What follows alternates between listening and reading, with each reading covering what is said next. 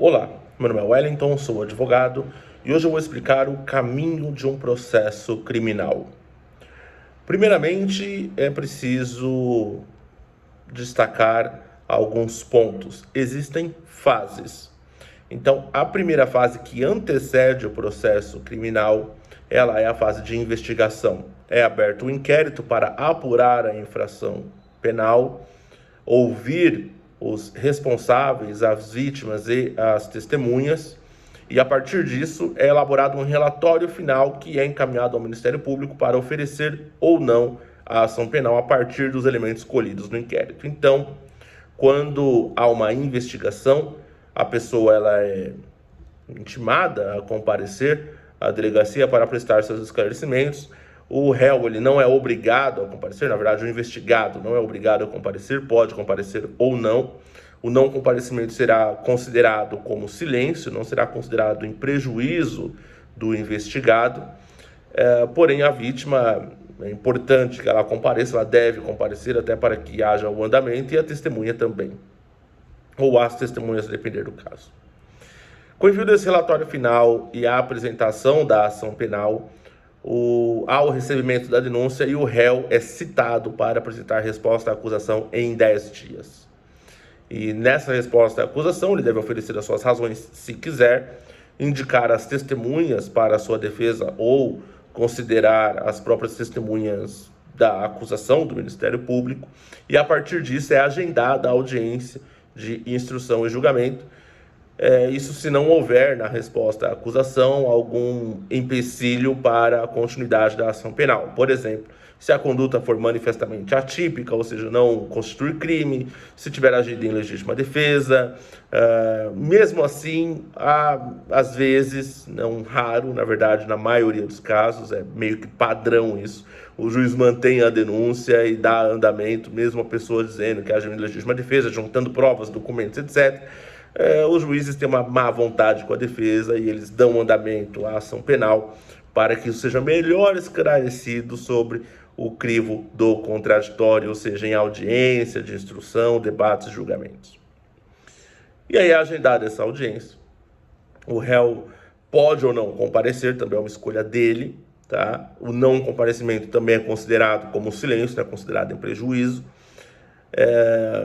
As testemunhas são obrigadas a comparecer e a vítima também. E aí o juiz vai escutar as partes, os advogados, a acusação, eles vão se manifestar também, e o juiz, geralmente, ele dá um prazo para as alegações finais, ou seja, para a defesa e para a acusação apresentarem as suas últimas razões, né, que é um contexto do processo, e apresentarem ali as suas alegações finais. Geralmente ele dá um prazo para que isso seja feito por escrito, mas ele também pode determinar que isso seja feito em audiência de forma oral. E aí, a partir disso, ele dá a sentença. É rápido, tá? É muito rápido. Se houver...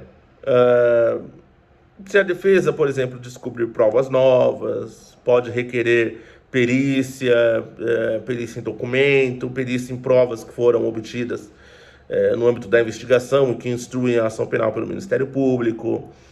Pode requerer a cariação, que são procedimentos para confrontar as provas, para robustecer o processo, ou seja, você criar um conjunto de provas mais favorável à defesa, ou até mesmo a acusação também pode fazer isso, tá?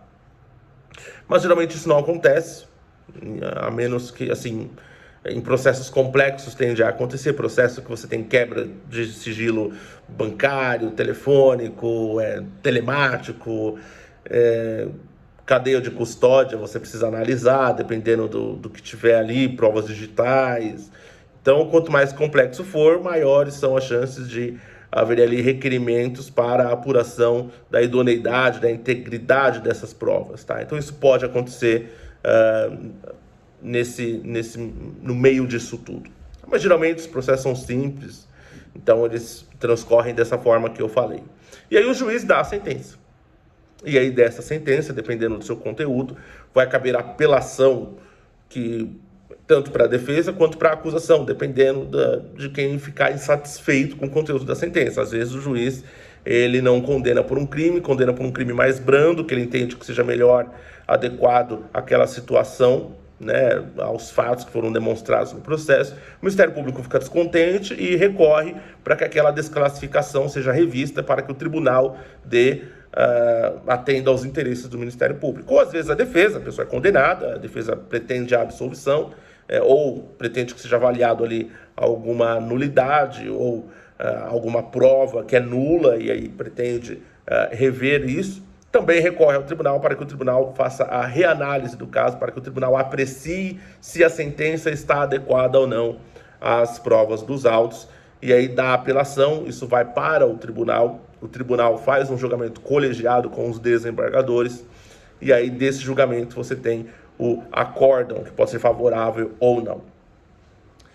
Para muitas pessoas termina aí, porque existe uma mania, não sei porquê, de não se oferecer outras possibilidades de análise do caso aos clientes criminais. Então, para a maioria das pessoas, as coisas acabam nos tribunais estaduais ou tribunais regionais federais. Acaba ali no segundo grau. Há a possibilidade de recorrer do julgamento da apelação que for desfavorável ao interesse tanto da acusação quanto da defesa?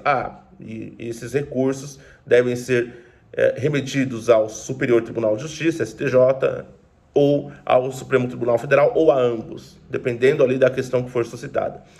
O Supremo Tribunal Federal vai analisar questões constitucionais, ou seja, violação à Constituição Federal, e o STJ vai analisar violações às leis federais, né? Código Penal, Código de Processo Penal e tudo mais. Então, você tem que recorrer desse acordo do tribunal aos tribunais superiores, via esses recursos. Esses recursos, eles têm um duplo juízo de admissibilidade. Então, primeiro, o tribunal vai fazer uma análise se aquele recurso é cabível contra a sua própria decisão e vai remetê-lo ao Superior Tribunal de Justiça ou ao STF, dependendo do recurso que for interposto, ou se forem interpostos os dois recursos. Ele vai fazer as duas análises. Geralmente, é quase que uma regra, o tribunal ele inadmite os recursos e aí os interessados têm que apresentar o agravo, tanto em recurso extraordinário quanto em recurso especial. Dependendo da situação, se o réu estiver preso, isso vai acontecer mais rápido, porque existe uma tramitação prioritária, ou seja, as coisas andam de maneira prioritária porque a pessoa está presa. Se estiver solto, isso tende a demorar um pouco mais, porque não há uma urgência, não está ali se analisando o caso de uma pessoa que está presa. Então, isso tende a demorar um pouco mais, tá? E aí, apresentado esse agravo, o recurso ele obrigatoriamente é remetido ao Tribunal Superior para fazer a análise da admissão ou não daquele recurso. Havendo essa análise, dependendo da decisão, por exemplo, o ministro ele nega seguimento monocraticamente, ou seja, sozinho. Ele nega o agravo. Não é caso, morre aqui. Aí os interessados têm que apresentar o agravo regimental no agravo do recurso extraordinário ou especial, para que aquela decisão solitária daquele ministro seja apreciada pelo colegiado do tribunal, da turma que ele faz parte, tá? E aí, esse agravo, ele é remetido para que os pares daquele ministro avaliem se aquela decisão está correta ou não, e havendo a revisão e eles admitindo, ou seja, dando provimento àquele agravo, recebendo aquele agravo, eles recebem o recurso para fazer ali a sua análise. Isso é muito comum acontecer? Mesmo você pegando os grandes advogados, você vê que as suas decisões, ou melhor, os seus resultados, são obtidos em agravo regimental, no agravo em recurso especial. Ou agravo regimental, no agravo em recurso extraordinário. Ou ainda nos embargos de declaração do agravo regimental, do agravo em recurso especial. Ou seja, mesmo os grandes advogados, as grandes bancas, os advogados que cobram honorários de acordo com a sua capacidade de conhecimento, mesmo eles têm que se empenhar bastante para conseguir uma decisão favorável, tá? E o habeas corpus no meio disso tudo? O habeas corpus ele serve meio que como um coringa para atacar algumas decisões, não todas. Eu sou adepto da ideia de que os recursos têm que ter o seu cabimento preservado, tá? Mas o habeas corpus ele acaba funcionando como um coringa para atacar nulidades, para atacar atos pontuais, ou ainda, claro, para requerer a liberdade imediata da pessoa. Então, eu não estou aqui tratando de habeas corpus, mas vamos supor que no meio disso tudo surge uma prisão preventiva, no meio do processo. Seu cliente está solto, do nada o juiz decreta preventivo, porque seu cliente está destruindo provas, ou porque ele está constrangendo testemunhas, então ele não pode ficar solto durante o processo, toma uma prisão preventiva. Você ataca com habeas corpus. Você fala, olha, a prisão é legal por isso, isso você faz via habeas corpus, que acaba tramitando da seguinte forma: quem deu a decisão prejudicial vai ser recorrido para o órgão hierárquico superior. Por exemplo, se foi o juiz, você vai apresentar o habeas corpus para o tribunal. Se o tribunal manteve, aí você vai apresentar o habeas corpus contra a decisão do tribunal no Superior Tribunal de Justiça. Ou ainda o recurso em habeas corpus. Mas como o recurso em habeas corpus pode demorar um pouco para subir, apresente-se direto ao habeas corpus, porque ele já vai direto para o STJ.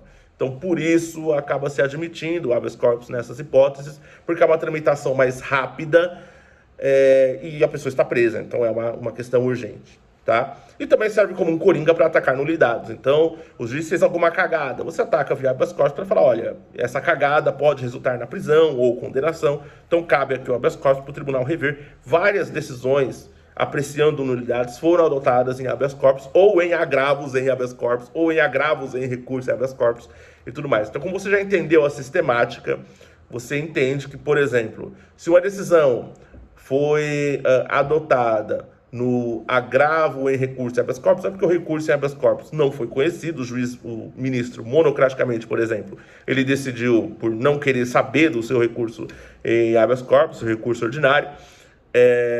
E aí você fez uma petição de agravo, você agravou, e aí foi apreciado pelo colegiado, que decidiu rever a decisão daquele ministro e favorecer o seu cliente. Então você já entendeu que as decisões adotadas, por exemplo, em agravo, é porque aquele recurso não foi conhecido. Então você imagina, você contrata um advogado renomado, e aí você acaba achando que a culpa é dele, quando na verdade não é. Os tribunais têm muita má vontade.